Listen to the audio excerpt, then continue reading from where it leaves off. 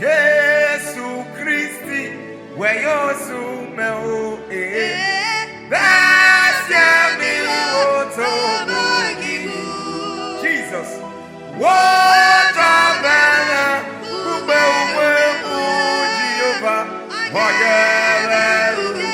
when I say Jesus Christ, where you so man now.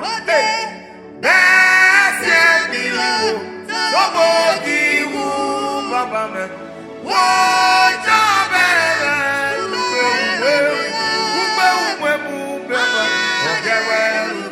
when I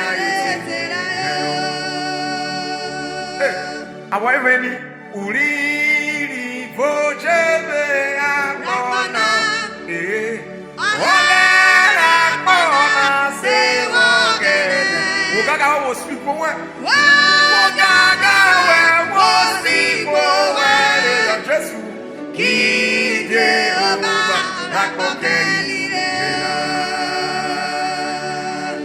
uriri vojebe akona